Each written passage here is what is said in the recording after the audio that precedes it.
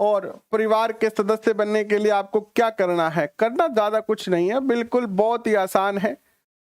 आपको बस subscribe button पे क्लिक करना है। बाकी हमारे इस परिवार की कोई भी पढ़ाई की फीस नहीं है, बिल्कुल फ्री, ऑलमोस्ट 100% फ्री। और फ्री का अर्थ ये नहीं है कि फ्री कोई आप पर एहसान किया जा रहा है या केवल फ्री के नाम पर आपको गुमराह किया जा रहा है। फ्री का अर्थ यहाँ पर फ्री नहीं है, बस हमारे लिए, मेरे लिए शिक्षा की कोई कीमत नहीं है, बस यही मानता हूं मैं। और मैं आपको सारे सब्जेक्ट तो पढ़ाता ही नहीं हूं, तो जितना मुझे आता है, जितना मेरे पास है, उतना मैं डाटा आप तक प्रोवाइड कराने का प्रयास करता हूं। और टारगेट यही है कि जो बच्चे घर पे बैठ के तैयारी करते हैं, जो बच्चे अपने बड़े बड़े कोचिंग संस्थानों तक नहीं पहुंच पाते हैं, वो बच्चे कहीं ना कहीं डीमोटिवेट हो जाते हैं और वो इस कंपटीशन के माहौल में अपने आप को पिछड़ा समझते हैं। तो बस यही प्रयास है कि वो अपने आप को पिछड़ा ना समझे। ये परिवार आपके लिए जितना हम कर सकते हैं उतना करेंगे। हमने पहले भी आपको कहा है कि हमारे सेशन हमेशा फ्री रहेंगे, हमेशा फ्री थे, फ्री है और आगे भी यहाँ पर पढ़ने की कोई फीस आपकी नहीं होगी। फीस के नाम पर आपका एक लाइक, आपका एक शेयर और आपका एक जो है वो प्यारा सा कमेंट, चाहे वो कमेंट हमें सलाह देने वाला हो, चाहे वो कमेंट हमें मोटिवेट करने वाला हो या कोई कमी बताने वाला हो, चाहे किसी प्रकार का हो, बस यही हम आपसे फीस के तौर पर चाहते हैं। बाकी इसके अलावा इस परिवार में पढ़ने की कोई पैसे नहीं लगेंगे, किसी भी प्रकार की पीडीएफ का कोई पैसा आपको नहीं देना होगा। तो आइए करते हैं शुरुआत आज के सेशन का। और ये हमारे टेलीग्राम लिंक है जिनको आप ज्वाइन कर सकते हो, कोड को स्कैन करके कर सकते हो या फिर नीचे जो लिंक दिया है उसको भी आप जो क्लिक करके इसको जो है ज्वाइन कर सकते हो। विद्वान साथियों, यूनिट 1 पर हम चर्चा कर रहे थे 1857 की क्रांति पर, और इसको हमने कहां तक पढ़ लिया था, आइए उससे आगे चलते हैं। हमने यहां तक चर्चा कर ली थी लास्ट सेशन में कि अंग्रेजों ने 1857 की क्रांति के बारे में हम पढ़ रहे हैं और हमने देखा कि राजस्थान में मराठों का बहुत ज्यादा आतंक हो रहा था और इस आतंक से यहाँ के जो राजपूत शासक थे वो बड़े परेशान हो गए थे मराठों से। और इस परेशानी का हल जो उस समय की परिस्थितियों में नजर आ रहा था वो था अंग्रेजों से संधि करना। और अंग्रेजों ने भी राजस्थान के राजपूतों से कहा कि आप हमारे साथ संधि कीजिए, हम मराठों से जो है वो आपकी रक्षा करेंगे। और इस प्रकार से जो है वो राजस्थान के राजपूतों ने अंग्रेज या ईस्ट इंडिया कंपनी के साथ सहायक संधि की और धीरे धीरे ईस्ट इंडिया कंपनी का राजस्थान में वर्चस्व बढ़ता गया और जनता और शासक के बीच में दूरियां बढ़ती गई। यहां तक हम चर्चा कर चुके थे और हम चर्चा कर चुके थे कि किस रियासत में कौन सा शासक था। यह भी मोस्ट है, यहां से भी अक्सर जो है वो क्वेश्चन पूछ लिए जाते हैं। इसके बाद हम यहां थे कि संधि की जो शर्तें थी वो क्या थी, यानी ईस्ट इंडिया कंपनी ने राजस्थान के राजपूतों से जो संधि की थी उस संधि की शर्त क्या रखी गई थी, क्या क्या शर्तें इस संधि की रखी गई थी। जनरली यहां से क्वेश्चन तो बहुत ही कम पूछे जाते हैं, लेकिन हमें पता होनी बड़ी आवश्यक है, क्योंकि अगर पता होगा तो जब भी क्वेश्चन पूछा जाएगा आप आसानी से बता सकते हो। तो आइए इन शर्तों को जानने का प्रयास करते हैं। संधि द्वारा रियासती शासकों ने अंग्रेजों की सर्वोच्चता स्वीकार कर ली, यानी इस संधि के अंदर जो है वो राजस्थान के राजपूतों ने अंग्रेजों को सर्वोच्च माना और उनकी सर्वोच्चता को स्वीकार कर लिया। दूसरी जो शर्त रखी गई थी वो ये रखी गई थी कि अंग्रेजों ने रियासती राजाओं का वंशानुगत राज्य अधिकार स्वीकार कर लिया और अंग्रेजों ने यह कह दिया कि आप जो है वो आपका वंशानुगत राज अधिकार रहेगा, यानी आपके बाद आपका बेटा भी यहाँ का राजा रहेगा, बट शासन का संचालन हम करेंगे, वो केवल राजा के तौर पर जो है यहाँ पर कार्य करता रहेगा। तीसरी शर्त थी, अंग्रेजों ने बाहरी आक्रमण से प्रत्येक राज्य की सुरक्षा करने और आंतरिक शांति और व्यवस्था बनाए रखने में सहायता का आश्वासन दिया। जैसे मान लीजिए ये कोई राज्य है एक राज्य ये है तो ये राज्य इस राज्य पर हमला ना करे और ये राज्य इस राज्य पर हमला ना करे, यानी किसी भी राज्य पर कोई दूसरा राज्य आक्रमण करता है, ऐसी परिस्थिति में वहां के राजा को लड़ने की आवश्यकता नहीं है। यहां पर कौन लड़ेंगे? अंग्रेज लड़ेंगे। अब राजस्थान की ऑलमोस्ट जितनी भी रियासतें थी उन सबने संधि कर ली, तो सबकी सेना किसकी हो गई? अंग्रेजों की हो गई। तो युद्ध का तो कोई मामला ही नहीं था, युद्ध तो केवल किससे होना था? मराठों से होना था, और मराठों पर भी अंग्रेजों ने बहुत जल्दी ही जो है वो नियंत्रण प्राप्त कर लिया था। इसके अलावा अगर आंतरिक कोई विवाद होता है, आंतरिक अगर कुछ अशांति होती है, कोई विद्रोह होता है, तो उस कंडीशन में भी जो है वो अंग्रेज ही इस चीज को क्या करेंगे? समाधान निकाल के देंगे। ये अंग्रेजों ने राजस्थान के राजपूत राजाओं को कहा। संधि करने वाले प्रत्येक राज्य में एक अंग्रेज पॉलिटिकल एजेंट रखना तय किया गया। साथ ही यह भी आश्वासन दिया गया कि पॉलिटिकल एजेंट उनके राज्य कार्यों में हस्तक्षेप नहीं करेगा। यानी राजा का दरबार जो होगा उसमें एक अधिकारी रहेगा अंग्रेजों का, राजा अपना यहां बैठ के काम करेगा, ये केवल पॉलिटिकल एजेंट के तौर पर रहेगा और इसका काम केवल सैनिक सुरक्षा और शांति बनाए रखना है। ये राजस्थान के किसी भी राजा के राजनीतिक कार्यों में हस्तक्षेप नहीं करेगा। लेकिन बहुत ही जल्दी अंग्रेज ये सारी शर्तें भूल जाते हैं। धीरे धीरे इन्होंने आंतरिक हस्तक्षेप भी शुरू कर दिया, राजतंत्र को इन्होंने जो विध्वंस कर दिया और धीरे धीरे पूर्णतः जो है वो राजाओं को अपने अधीन करके और पूरे राजस्थान पर अधिकार जमा लिया। आगे देखिएगा, ब्रिटिश संरक्षण के बदले रियासती शासकों को अपनी विदेश नीति अंग्रेजों को सौंपनी पड़ी और अपने आपसी विवादों को अंग्रेजों की मध्यस्थता हेतु प्रस्तुत करने का वादा करना पड़ा। साथ में ही इन्होंने राजस्थान के राजपूत राजाओं से यह भी वादा करवाया या इस प्रकार का एक संधि में शर्त रखी कि राजपूत जितने भी रियासतें हैं उनके जो भी विदेशी मामले हैं, विदेशी मामले जैसे मेवाड़ का विदेशी मामला मारवाड़ के साथ, यानी अब जैसे भारत पाकिस्तान का है उसी प्रकार तो पहले तो सारा छोटा छोटे देश में ही बंटे हुए थे, मारवाड़ मेवाड़ है ना, ये सारी रियासतें अपने आप में एक अलग रीजन थी, एक अलग देश था, एक अलग राष्ट्र था। तो इनकी जितनी भी विदेश नीति थी अब वो उसका संचालन कौन करेंगे? अंग्रेज करेंगे। प्लस अगर कोई आपसी झगड़े होते हैं जैसे कि कोई उत्तराधिकार का संघर्ष शुरू हो गया तो ऐसी कंडीशन में भी जो है वो अंग्रेज ही ये सारे मामले क्या करेंगे? सुलझाएंगे। आवश्यकता पड़ने पर रियासती शासक अपने राज्य के समस्त सैनिक साधन अंग्रेजों को सुपर्द कर देंगे। अगर मान लो कुछ ऐसी आवश्यकता पड़ गई कि अंग्रेजों को कहीं युद्ध करना पड़ रहा है तो वो राज्य जितने भी उसके पास हथियार है, जितने भी सैनिक हैं, वो सब के सब किसको दे देंगे? अंग्रेजों को दे देंगे। मोनिका कुमारी जी कैसे हैं आप? अंग्रेजों को वार्षिक खिराज देना संबंधी धारा सभी राज्यों की संधियों में अलग अलग रखी गई और खिराज भी देनी पड़ेगी। यानी जो राशि वो किसको देते थे? मराठा को देते थे, अब वो राशि सारी की सारी किसको देनी पड़ेगी? अंग्रेजों को देनी पड़ेगी ताकि अंग्रेज उनकी रक्षा कर सके, है ना। विनोद बहुत धीरे धीरे ही समझा रहा हूं भाई, इतना तो तेज नहीं चल रहा हूं मैं, बहुत ही धीरे धीरे चल रहे हैं। क्या आपको लगता है कि हम तेज चल रहे हैं? बताएं। बाकी बच्चे कमेंट करके बताएं कि आपको लगता है कि हम तेज चल रहे हैं और आपको समझ में नहीं आ रहा है।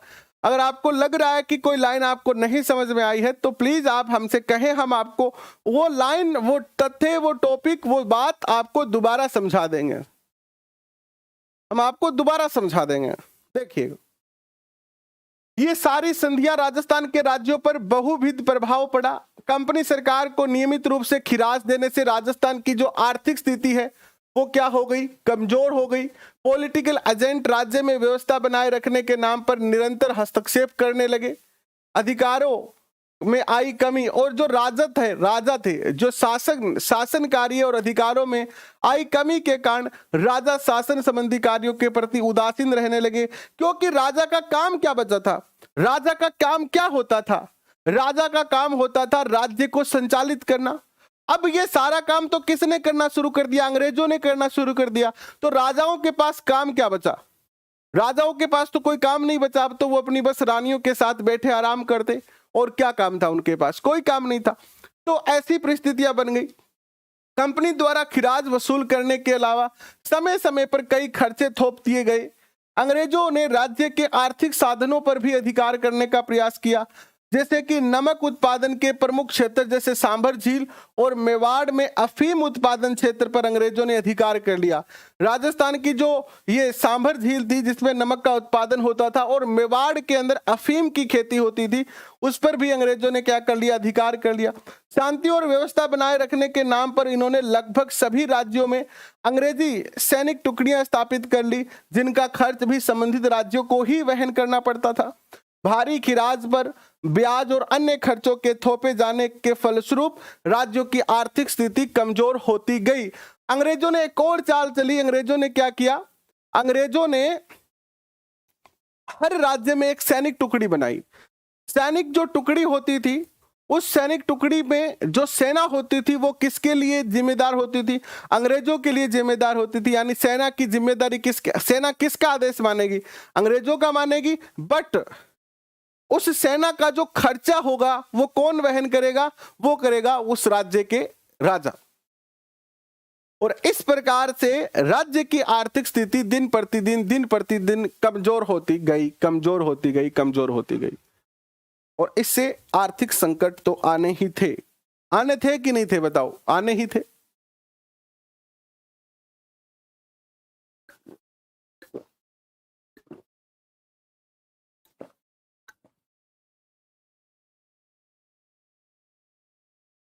कई बच्चों को यह पता नहीं चल रहा है कि हम क्या पढ़ रहे हैं। हम पढ़ रहे हैं कक्षा 9th, राजस्थान में क्रांति, राजस्थान का स्वतंत्रता संग्राम आंदोलन। हमारा राजस्थान के साथ ही कक्षा 9th पढ़ रहे हैं हम। और कक्षा 9th जो है उसका चैप्टर नंबर 1 हम कर रहे हैं। नागेंद्र कैसे हैं आप? शिव जी स्वागत आपका, कैसे हैं? 9th का चैप्टर नंबर 1 कर रहे हैं, 1857 की क्रांति। नेक्स्ट देखिए क्या होता है। अंग्रेजों ने डूंगरपुर के शासक जसवंत सिंह को गद्दी से हटा दिया। अंग्रेजों ने हालांकि संधि की जो शर्तें थी उसमें यह वादा किया था कि हम किसी भी प्रकार का आंतरिक हस्तक्षेप नहीं करेंगे, बट फिर भी अंग्रेजों ने क्या किया, आंतरिक हस्तक्षेप किया। और उसके कई उदाहरण यहां पर आपको सामने रखे गए हैं। जैसे कि अंग्रेजों ने डूंगरपुर के शासक जसवंत सिंह को गद्दी से हटाकर प्रतापगढ़ के शासक के पुत्र दलपत सिंह को जो है वो शासक बना दिया। इससे वहां की जनता ने ब्रिटिश सरकार के प्रति जो है घृणा उत्पन्न हो गई। इसी प्रकार जब अंग्रेजों ने जयपुर की राजमाता भटियानी को अधिकार च्युत किया था, अधिकार छीन के लिए उसे और अधिकार छीनने का प्रयास किया, तो वहां यानी जयपुर के लोगों ने क्रुद्ध होकर कप्तान ब्लेक की हत्या कर दी। यह क्वेश्चन बहुत अच्छा है कि राजस्थान में अंग्रेज अधिकारी ब्लेक, कप्तान ब्लेक को कहां मार गिराया या कहां पर ब्लेक की हत्या कर दी गई थी। यह बहुत ही प्यारा क्वेश्चन है, आपको आसानी से मिलने वाला नहीं है। तो कप्तान ब्लेक जो कि एक अंग्रेज अधिकारी था, उसको मार दिया गया था जयपुर की जनता के द्वारा। इसके अलावा कोटा में अंग्रेजों ने तत्कालीन महाराव किशोर सिंह के विरुद्ध रियासत के फौजदार जालिम सिंह के दावों का समर्थन किया, जिससे कोटा के हाड़ा राजपूत अंग्रेजों के विरुद्ध हथियार लेकर उठ खड़े हो गए। अलवर और भरतपुर रियासत में भी अंग्रेजों ने हस्तक्षेप कर वहां अवयस्क राजकुमारों को गद्दी पर बैठा दिया, क्योंकि शासक अवयस्क होने की स्थिति में अंग्रेजों को राज्य के प्रशासन पर अपना नियंत्रण स्थापित करने का अवसर मिल जाता। जोधपुर के महाराजा मान सिंह भी ब्रिटिश सरकार के घोर विरोधी थे। उनके प्रयत्नों से अन्य रियासतों ने भी ब्रिटिश सत्ता के विरुद्ध असंतोष पनपने लगा। क्या परिस्थितियां बन रही है, थोड़ा सा इसको डिटेल में समझने का प्रयास करते हैं कि कंडीशन ऐसी बन रही है कि पहले तो अंग्रेज जो थे, पहले तो राजपूत जो राजा थे वो मराठों से परेशान थे। मराठा साल में 1-2 बार 5 बार परेशान करते थे। उन परेशानियों से निपटने के लिए, यानी मान लीजिए कि मैं एक समस्या से ग्रस्त हूं, उस समस्या का समाधान करने के लिए मैंने एक और समस्या को मोल ले लिया है, वो उससे भी बड़ी समस्या है। है ना, उससे भी बड़ी क्या है समस्या मैंने मोल ले ली। तो मराठों से बचने के लिए राजपूत शासकों ने जब अंग्रेजों से संधि की तो शुरुआत में तो काफी उन्हें अच्छा लगा, उनको लगा कि हाँ यार ठीक है, लेकिन धीरे धीरे अंग्रेज उस दीमक के समान थे, अंग्रेज उस दीमक के समान बन गए जो दिखती तो नहीं है लेकिन हमारे घर के अंदर जो काठ की वस्तुएं होती है उनको नीचे ही नीचे क्या कर देती है, खत्म कर देती है। और बाहर से वो सुंदर की सुंदर दिखती है। हमारे एक नीचे रूम है जिसमें ये जो पहले स्टूडियो था वो उसी में था, तो बाहर से उसकी जो चौखट थी गेट की वो बिल्कुल फ्रेश, बिल्कुल तरोताजा दिख रही है, कुछ भी पता नहीं है।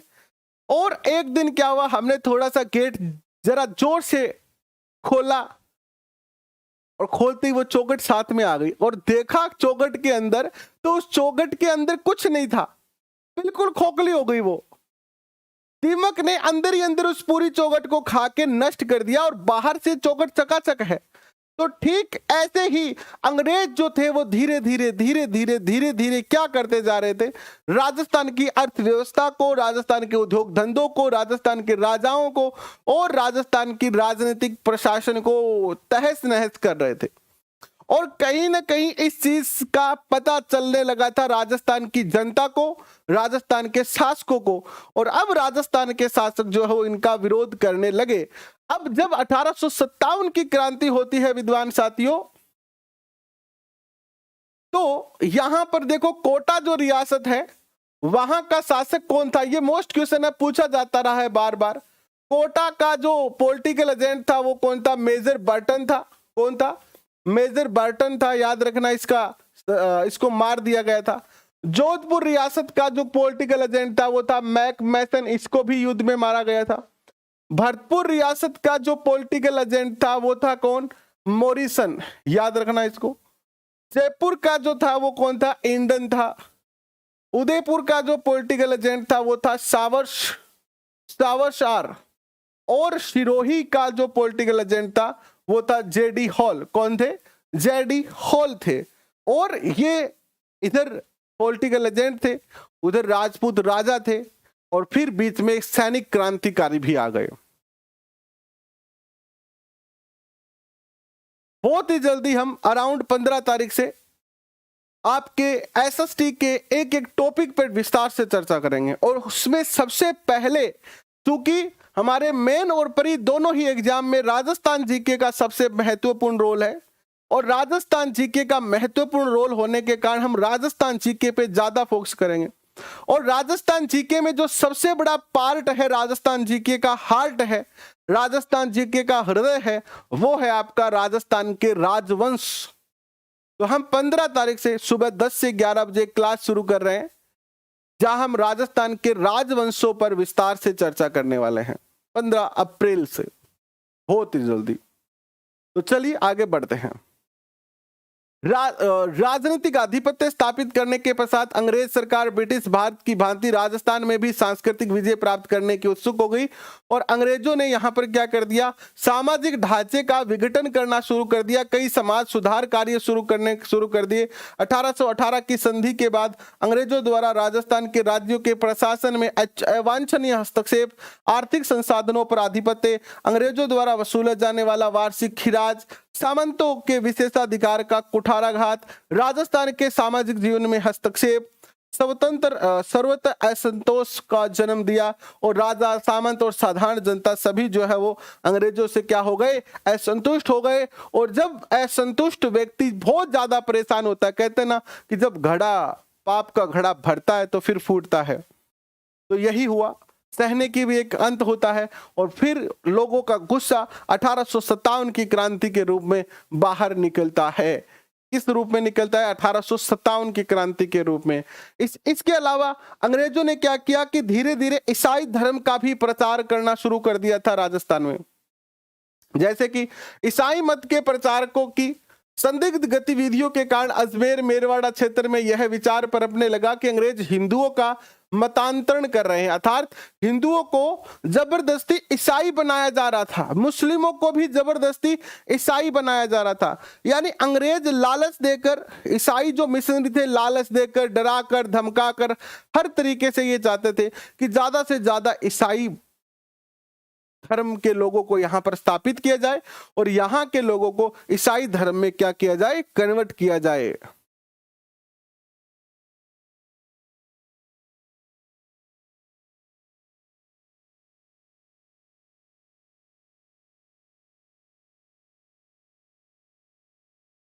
इस बात से कि लोगों को ईसाई बनाया जा रहा है, डराकर, धमकाकर, लालच देकर, भुड़ाकर, तो यहाँ की जनता यानी यहाँ के लोग बड़े परेशान हुए उस बात से और लोगों के अंदर तीव्र आक्रोश जो है उत्पन्न हो जाता है। विरोधी भावनाओं को पनपाने में राजस्थान के कवियों और साहित्यकारियों ने भी महत्वपूर्ण भूमिका निभाई।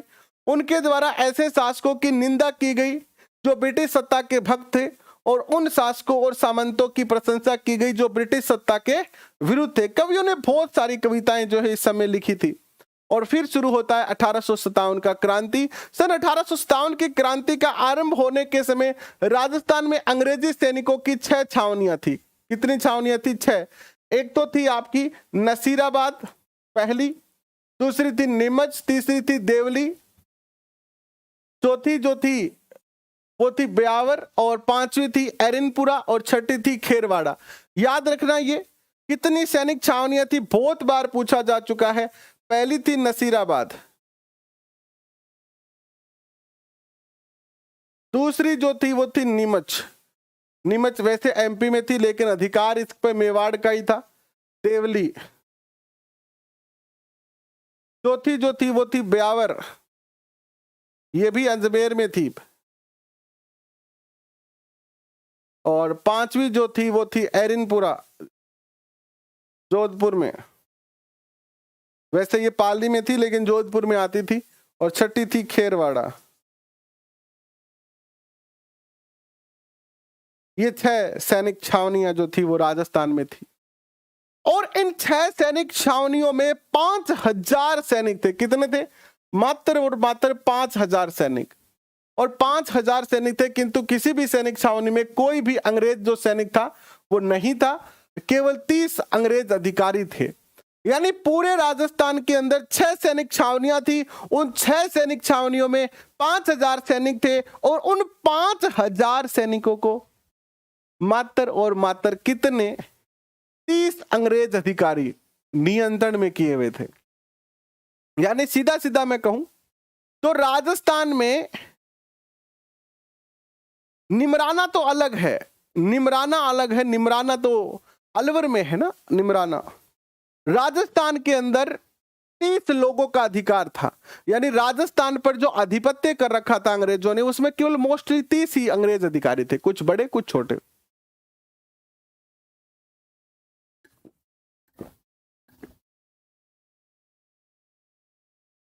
नीमच जो था वो एमपी में था और अभी भी एमपी में है वो। लेकिन नीमच जो छावनी थी वो आती थी मेवाड़ छावनी के नीचे। ठीक है, इसीलिए यहां पर इसको राजस्थान में गिना गया। मेरठ की क्रांति की सूचना जैसे ही राजस्थान के एजीजी को प्राप्त होती है, उसने देशी रियासतों के शासकों को यह आवश्यक निर्देश भेजा कि वे क्रांतिकारियों को अपने राज्य में न घुसने दे और जो भी ब्रिटिश सत्ता का विरोध करे उसको कठोरता पूर्वक दमन कर दे। नसीराबाद की छावनी की सबसे पहले चर्चा करते हैं। राजस्थान की क्रांति का सूत्रपात नसीराबाद से हुआ। इसके निम्नलिखित कारण थे। उस समय नसीराबाद के अंदर जो सैनिक छावनी थी वो थी 15वीं और 30वीं बंगाल नेटिव इन्फेंट्री। याद रखना ये नाम। कौन सी सैनिक छावनी थी? एक तो थी 15वीं और एक थी 30वीं। भारतीय तोपखाने की सैनिक टुकड़ी थी ये, तथा पहली मुंबई लॉरेंस के सैनिक विद्यमान थे। इसके अलावा यहां पर 15वीं 30वीं बंगाल नेटिव इन्फेंट्री के अलावा बम्बई लॉरेंस के, ये भी एक सैनिक छावनी का नाम है, उसके भी कुछ सैनिक यहां पर थे। मेरठ विद्रोह की सूचना जैसे ही मिलती है, अब ये जो नसीराबाद था ना, नसीराबाद ये अजमेर में है, और यहां पर पूरा ये क्या था, अजमेर में था। और अजमेर क्या था, राजस्थान का, राजस्थान में एक तरीके से केंद्र था, किसका, अंग्रेजों का। और पूरा का पूरा जो गोला बारूद था, गोला बारूद, वो सारा का सारा यहीं पर जो था वो इकट्ठा था। यानी अंग्रेजों का जो शस्त्रागार था वो यहीं पर था। तो अंग्रेज एजेजी जो थे इस समय कहां थे, माउंट आबू में थे। और उन्होंने सोचा कि अगर ये जो सैनिक यहां पर क्रांति करते हैं तो ये सारे हथियारों पर अधिकार कर लेंगे और फिर हमारे लिए समस्या क्रिएट हो सकती है।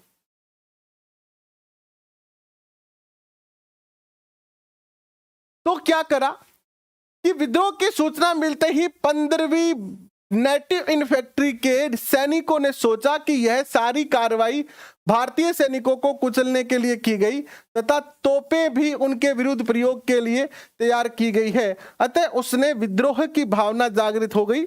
दूसरा कारण यह बना कि 15वीं बंगाल नेटिव इन्फेंट्री को एक टुकड़ी को काफी समय से अजमेर शस्त्रागार की रक्षा कर रही थी। संदेह के कारण उसे वहां से नसीराबाद भेज दिया गया। इस 15वीं बंगाल नेटिव इन्फेंट्री को कहां भेज दिया गया था, नसीराबाद भेज दिया गया था। और ये 15वीं बंगाल नेटिव इन्फेंट्री के सैनिकों को मन ही मन में यह लगने लगा कि अंग्रेज अपने पर विश्वास नहीं करते हैं, और संदेह के कारण उसे वहां से नसीराबाद भेजा गया। इससे सैनिकों के मन में यह धारणा बन गई कि उन पर अविश्वास किया जा रहा है, अतः वे ब्रिटिश अधिकारियों से नाराज हो गए और फिर क्या था, क्रांति हो गई। तीसरा जो कारण था, इन दिनों बाजारों के अंदर, इन दिनों बाजारों और छावनियों में बंगाल और दिल्ली के संदेशवाहक साधु और फकीरों के वेश में राजस्थान आए और उन्होंने चर्बी वाले कारतूसों के विरुद्ध प्रचार कर विद्रोह का संदेश प्रचारित किया। भारतीय सैनिकों ने सोचा कि अंग्रेज उन्हें धोखे से ईसाई बनाना चाहते हैं और इस धार्मिक भावना के कारण भी उत्तेजना फैली। वैसे 1857 की क्रांति जो थी एक सोची समझी जो है वो योजना थी, और आप सबको पता है कि रोटी और कमल का फूल जो था वो इसका प्रतीक चिन्ह था। तो जो क्रांतिकारी साधु थे, यानी क्रांतिकारी जो थे वो साधु का भेष बनाकर और हर जगह जाते थे और लोगों के अंदर ये बात उन्होंने जन जागृति पैदा करने के लिए बताया कि किस प्रकार अंग्रेज जो है वो भारतीय सैनिकों को सुअर और गाय की चर्बी लगे हुए कारतूस देते हैं, जिससे उनकी धार्मिक जो भावनाएं हैं, उनकी जो धार्मिक भावनाएं हैं वो आहत होती है।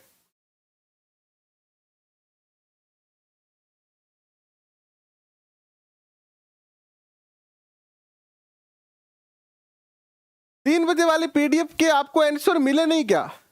आंसर तो मैंने वहीं पर दिए थे, साथ में आपको आंसर दिए हैं, ऐसा थोड़ी है।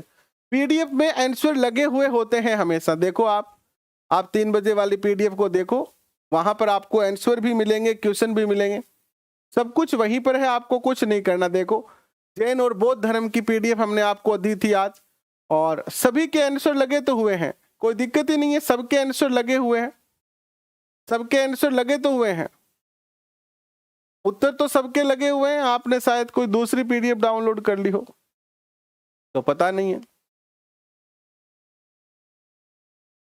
तो राजस्थान जीके की नाइट में ही तो क्लास हो रही है, अब ये नाइट ही तो है मेरे भाई, हम नाइट में ही तो क्लास कर रहे हैं। अगर वो आप अच्छा आप 10 बजे वाली क्लास की बात कर रहे हैं, देखो नाइट में थोड़ी सी समस्या रहती है, तो इसलिए मैं नाइट में नहीं कर पा रहा हूं क्लास। नाइट में बस ये 8:30 से 9:30 बजे की ही क्लास रखेंगे, बाकी दिन में और टाइम कर सकते हैं, 11 से 12 कर सकते हैं हम, आप उसको बाद में रिकॉर्डेड भी देख सकते हैं। तीसरा जो कारण था वो था क्या, सुअर और जो गाय की चर्बी वाले कारतूस थे वो। चौथा कारण था भारतीय सैनिकों पर नियंत्रण रखने के लिए बाहर से यूरोपीय सेना और कुछ तोपें मंगवाई गई, और इन तथ्यों को गुप्त रखा गया, और बाद में जब बात प्रकट हो गई तो सेना में उत्तेजना फैल गई।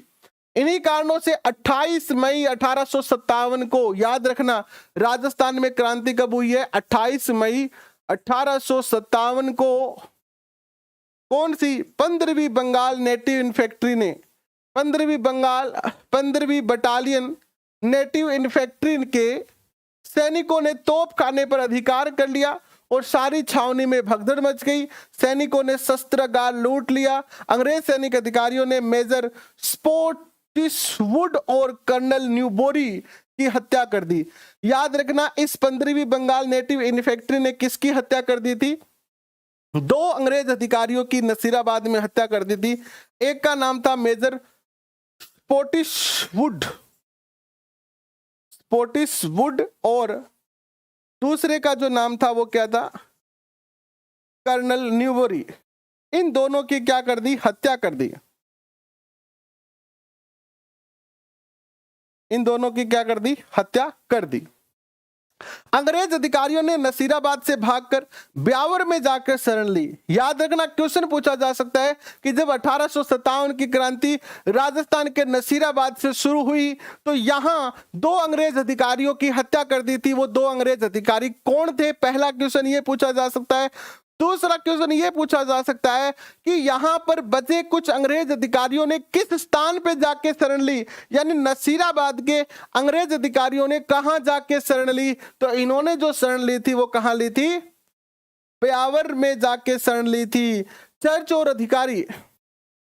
और अधिकारियों के बंगले में आग लगा दी गई। खजाने और तिजोरियों को तोड़ दिया गया। विद्रोही सैनिकों ने यानी क्रांतिकारी सैनिकों ने 4 ब्रिटिश अधिकारियों के अलावा रक्त की एक बूंद भी नहीं बही। यानी 4 ब्रिटिश अधिकारियों को मारा, बाकी किसी को इन्होंने कुछ नहीं कहा। बच्चों को, महिलाओं को वगैरह को, यानी अंग्रेजों की जो पत्नियां वगैरह थी उनको नहीं कहा, क्योंकि भारतीय जो सैनिक थे वो बड़े ही बहादुर सैनिक होते हैं। वो कभी भी निहत्तों पर या महिलाओं पर, बच्चों पर वार नहीं करते हैं। नेक्स्ट देखिएगा। छावनी को तहस नहस करने के बाद क्रांतिकारी सैनिकों ने अविलंब दिल्ली की ओर प्रस्थान किया और 18 जून 1857 को दिल्ली पहुंचे। एक बहुत ही प्यारा क्वेश्चन यहां पर बन जाता है कि नसीराबाद की 15वीं बंगाल नेटिव इन्फेंट्री दिल्ली कब पहुंची? तो 1857 को, 18 जून 1857 को। ऐसे क्वेश्चन आजकल पूछे जाने लगे हैं। और दिल्ली में डेरा डाले अंग्रेज पलटन पर पीछे से आक्रमण किया, जिससे अंग्रेज परास्त हुए। इसके बाद दूसरी जो क्रांति होती है वो नीमच में होती है। नसीराबाद की क्रांति की सूचना जब नीमच पहुंची तो 3 जून 1857 ईस्वी को नीमच के सैनिकों ने भी विद्रोह कर दिया। क्रांतिकारियों ने छावनी को लूट लिया तथा उसमें आग लगा दी। नीमच छावनी को लूटने के बाद क्रांतिकारी नीमच से रवाना होकर सरकारी बंगलों को लूटते हुए, उनमें आग लगाते हुए शाहपुरा पहुंचे। नीमच से कहां पहुंचते हैं? ये शाहपुरा पहुंचते हैं। और शाहपुरा के शासक ने क्रांतिकारियों को भोजन और ठहरने की सुविधा प्रदान की। इसके पश्चात क्रांतिकारी निम्बाहेड़ा पहुंचे, जहां की जनता ने इनका बड़ा स्वागत किया। तत्पश्चात क्रांतिकारी यहां से देवली, टोंक और आगरा होते हुए दिल्ली पहुंच जाते हैं। मार्ग में अनेक स्थानों पर जनता ने क्रांतिकारियों का स्वागत किया और क्रांतिकारियों की संख्या में भी काफी वृद्धि हुई। बहुत प्यारे प्यारे क्वेश्चन यहाँ पे बनते हैं। मैं आपको ज्यादा से ज्यादा क्वेश्चन लिखवाने का भी प्रयास करता रहूंगा साथ साथ में ही। बाकी मैंने आपको अभी इस कक्षा 9th और 10th होने के बाद आपको 1 लाइनर क्वेश्चन दोबारा से शुरू करूंगा। 15 तारीख से शुरू होने वाली क्लास, देखो रात में थोड़ी समस्या है, रात में बहुत सारी समस्या है, इसलिए रात में मैं क्लास करता नहीं हूं। इसलिए हम दिन में कर देंगे क्लास आपको। अगर आप में से किसी बच्चे को दिक्कत आती है तो वो उसको फिर दोबारा कभी भी देख सकते हैं। यूट्यूब पर पढ़ाने का यही सबसे बड़ा फायदा है और पढ़ने का भी यही फायदा है कि आप उस क्लास को जितनी बार चाहो रिवाइज करके देख सकते हो। नीमच के क्रांतिकारियों के चले जाने के पश्चात एजीजी लॉरेंस के निर्देश पर कप्तान सावर्स ने कोटा, बूंदी और मेवाड़ की राजकीय फौजों की सहायता से 8 जून 1857 को नीमच पर पुनः अधिकार प्राप्त कर लिया। इसके बाद एरिनपुरा और आउवा की क्रांति की चर्चा करते हैं। तो अंग्रेजों के विरुद्ध विद्रोह का झंडा उठाने और सत्ता को चुनौती देने का काम मारवाड़ के जागीरदारों ने किया। एरिनपुरा में स्थित जोधपुर के सैनिक टुकड़ी को जब नसीराबाद में हुई क्रांति की सूचना मिली तो 21 अगस्त 1857 को, कब? 21 अगस्त 1857 को क्रांति का बिगुल बजा दिया और क्रांतिकारियों ने एरनपुरा स्टेशन को लूटा, मारवाड़ के रास्ते दिल्ली की ओर रवाना हो गए। और जब क्रांतिकारी पाली पहुंचते हैं तो आउवा के, पाली जिले में स्थित एक गांव है आउवा, वहां के ठाकुर थे कुशाल सिंह, उन्होंने क्रांतिकारियों की सहायता की, उनको नेतृत्व दिया। आउवा के ठाकुर मारवाड़ का शक्तिशाली सामंत था और वह अंग्रेजों और जोधपुर के महाराजा दोनों का विरोधी था। अब आउवा का ठाकुर जो था वो एक तो अंग्रेजों का विरोधी था ही साथ में उसका जो है वो जोधपुर के शासक के साथ भी तालमेल अच्छा नहीं था और इस चीज से इसने फायदा उठाया और जोधपुर और अंग्रेजों के विरुद्ध यहाँ पर एक युद्ध हो जाते हैं। दो युद्ध होते हैं मुख्य रूप से, वह अंग्रेजों एवं जोधपुर के महाराजा दोनों के विरुद्ध हो गया। ऐसा कहा जाता है कि मेवाड़ और मारवाड़ के अनेक सामंत अपनी सेनाएं लेकर कुशाल सिंह की सहायता के लिए आउवा आ पहुंचे। जॉर्ज लॉरेंस आउवा की पराजय को भुला नहीं पाए। रुको थोड़ा सा पीछे चलते हैं। जोधपुर के महाराजा सिंधवी कुशाल सिंह के नेतृत्व में एक फौज अंग्रेजों का दमन करने हेतु आउवा भेजी।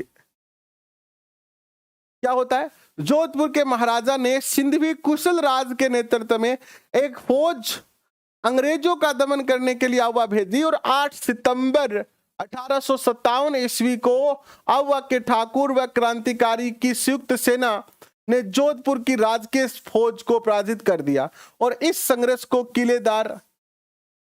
में किलेदार अनार सिंह मारा गया। कौन मारा गया? अनार सिंह मारा गया, याद रखना। तथा सिंधवी कुशल राज जान बचाकर वहां से भाग खड़ा हुआ। जोधपुर की फौज की तोप व बहुत सारी युद्ध सामग्री क्रांतिकारियों के हाथ लग गई और इस घटना के कुछ समय पश्चात एजीजी लॉरेंस सेना लेकर स्वयं आउवा पहुंचते हैं। कब? 8 के बाद 18, है ना। कौन कौन से थे ये युद्ध? एक तो गोरा और काला का युद्ध था ये, और दूसरा कौन सा था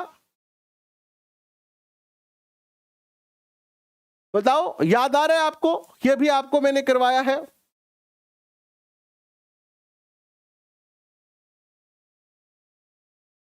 कमेंट करके बताओ फटक से। 18 सितंबर 1857 को लॉरेंस की सेना व क्रांतिकारियों के बीच भीषण संघर्ष हुआ, जिसमें लॉरेंस को पराजय का सामना करना पड़ा और ब्रिटिश फौज को परास्त करने के बाद क्रांतिकारी दिल्ली की ओर कूच कर गए। जॉर्ज लॉरेंस आउवा की पराजय भूल नहीं पाया, इसलिए आउवा के ठाकुर से बदला लेने के लिए उसने ब्रिगेडियर होम्स के नेतृत्व में एक विशाल सेना आउवा भेजी और 20 जनवरी 1858 को ब्रिगेडियर होम्स ने आउवा पर आक्रमण कर दिया। दोनों सेनाओं के बीच भीषण संघर्ष हुआ। इस संघर्ष के दौरान ठाकुर कुशाल सिंह जो है आउवा के किले को छोड़कर सुलंबर चले गए। कहां चले गए थे आउवा के ठाकुर कुशाल सिंह? तो सुलंबर चला गया था, याद रखना। यह भी क्वेश्चन पूछा जा चुका है। चेलावास और बिथोड़ा का युद्ध, बिल्कुल सही बताया आपने। उसके जाते ही ब्रिटिश फौज ने आउवा के किले पर जो है अपना अधिकार कर लिया और अंग्रेजों में बदले की भावना इतनी प्रबल थी कि उन्होंने पूरे गांव को बुरी तरह लूटा और आउवा के किले को बारूद से उड़ा दिया। इतना ही नहीं, उन्होंने आउवा के मंदिर और मूर्तियों को भी पूरी तरह जो नष्ट कर दिया और वहां के निवासियों को पर भीषण अत्याचार इन्होंने किए हैं। इसके अलावा यहाँ पर जो माता कुशाला माता थी, उनका आउवा 1857 की क्रांति की देवी कहलाती है, इनकी मूर्ति भी ये यहाँ से जो है उठाकर लेके जाते हैं, है ना। इसके बाद देखिए नेक्स्ट, मेवाड़ में क्रांति की गूंज। इस समय मेवाड़ की जनता में भी अंग्रेजों के विरुद्ध जो था वो काफी रोष था। मेवाड़ के अधिकारी सामंत ब्रिटिश सत्ता के विरुद्ध थे। नसीराबाद में हुई क्रांति की सूचना उदयपुर पहुंचती है और मेवाड़ की फौज भी अंग्रेजों के विरुद्ध विद्रोह करने के लिए लगभग तैयार थी, किंतु मेवाड़ के महाराणा की सूझबूझ ने और अंग्रेज कप्तान सावर्स के कठोर रुख ने की स्थिति को बिगड़ने से संभाल लिया और इस समय महाराणा व कंपनी की सरकार दोनों को ही मेवाड़ के सामंतों से भय था। अतः दोनों एक दूसरे के सहयोग करने के लिए बाध्य थे। एजीजी के निर्देश पर मेवाड़ के महाराणा स्वरूप सिंह ने 27 मई 1857 को अपने सभी सामंतों को पत्र भेजकर कहा कि वे ब्रिटिश सैनिक कार्रवाई में सहयोग करें और पॉलिटिकल एजेंट कप्तान सावर्स के निर्देश का पालन करें। और दूसरी ओर कप्तान सावर्स ने विद्रोही सामंतों को चेतावनी देते हुए कहा कि जो भी शांति भंग करने का प्रयत्न करेगा उसे कठोर दंड मिलेगा। तो उदयपुर में कोई क्रांति नहीं होती है, यानी मेवाड़ में कोई क्रांति नहीं हुई थी। उदयपुर के अंदर 1857 की क्रांति नहीं हो पाई थी।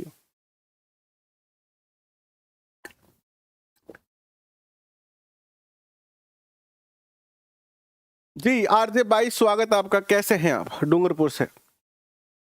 अब देखिएगा, यहां तक सुलुम्बर के सावंत केसरी सिंह ने जब मेवाड़ के महाराणा के अधिकारों को चुनौती देते हुए कहा कि यदि 8 दिन में उनकी परंपरागत अधिकारों की मांग को स्वीकार नहीं किया गया तो वह चित्तौड़ की गद्दी पर महाराणा के किसी भी प्रतिनिधि को बैठा देगा।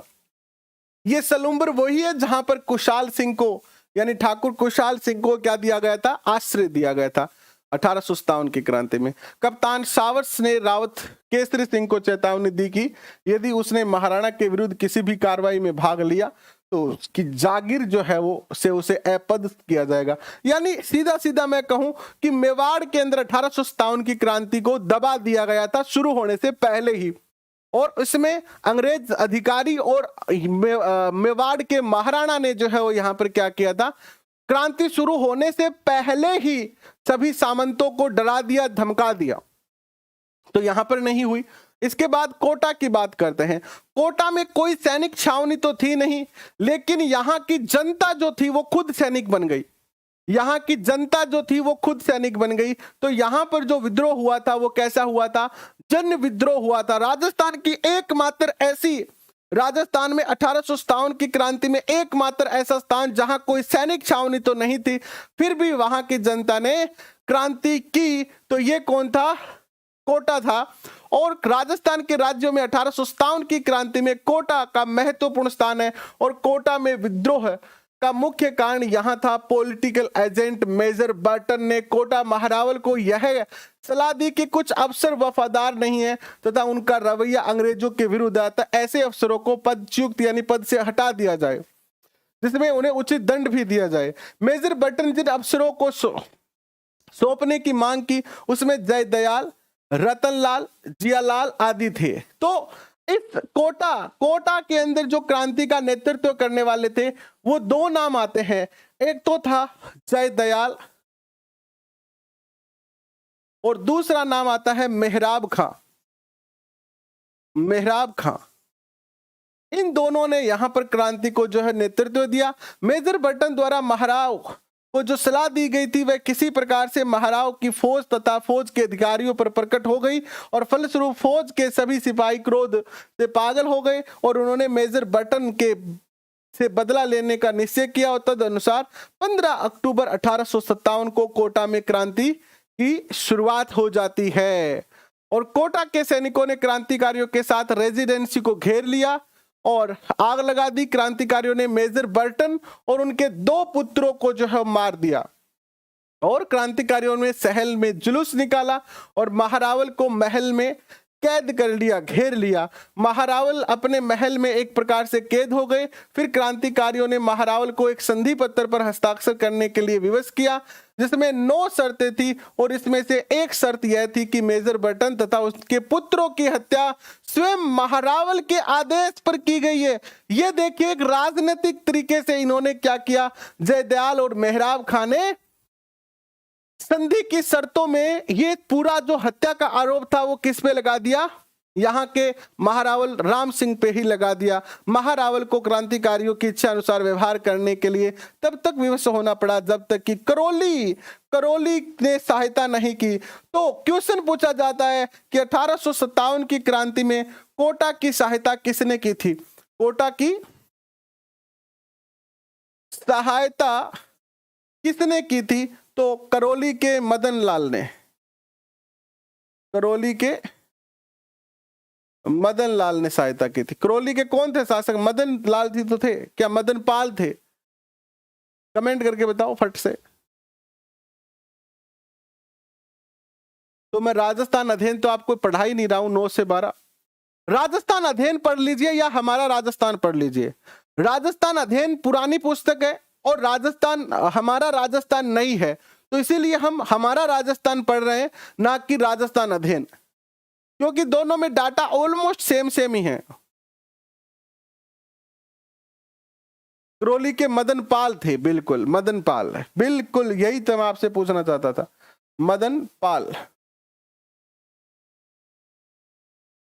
इसके बाद देखिएगा, क्रांतिकारियों ने कोटा शहर से लगभग 6 माह पर अधिकार बनाए रखा। उन्होंने सरकारी गोदामों, बंगलों, दुकानों, अस्त्र शस्त्र के भंडारों आदि पर अपना अधिकार कर लिया और 5500 सैनिक और 5500 सैनिक लेकर 22 मार्च को 1858 को जो है चंबल के किनारे पहुंचता है। कौन? Major H.G. रॉबर्ट्स नसीराबाद से, और उन्होंने कोटा के बाहर भागने पर विवश करा और इनको मेहराब खा और जयदयाल को तोप के आगे बांधकर जो है क्या कर दिया गया था? उड़ा दिया गया था। अन्य राज्यों की क्रांति भी हुई, अन्य राज्यों में भी क्रांति की गूंज जाती है। और अन्य राज्यों में क्या होता है देखिएगा, अन्य राज्यों में क्या होता है।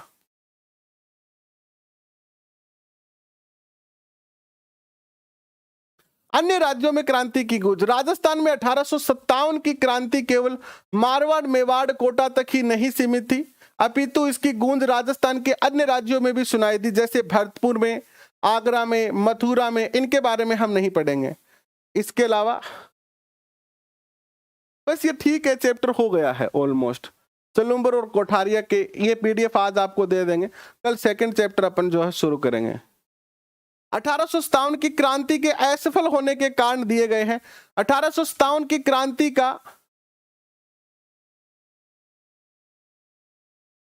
1857 की क्रांति की असफलता के कारण आप अच्छी तरह से जानते हैं। पहला कारण था कि क्रांति का कोई एक नेतृत्वकर्ता नहीं था। दूसरा कारण था कि क्रांति समय से पहले प्रारंभ हो गई थी। तीसरा था कि क्रांति के अंदर जो लोग शामिल थे उन सबके अलग अलग उद्देश्य थे। और चौथा कारण था कि क्रांति में अंग्रेजों का साथ देने वाले ज्यादा थे और क्रांतिकारियों का साथ देने वाले कम थे। और ये बहुत सारे ऐसे कारण हैं, तो इनके बारे में भी हम चर्चा करेंगे। तो ये सेशन हम अभी यहीं पर खत्म करते हैं, एंड करते हैं। और ये हमारा टेलीग्राम लिंक है जिसको आप ज्वाइन कर सकते हो।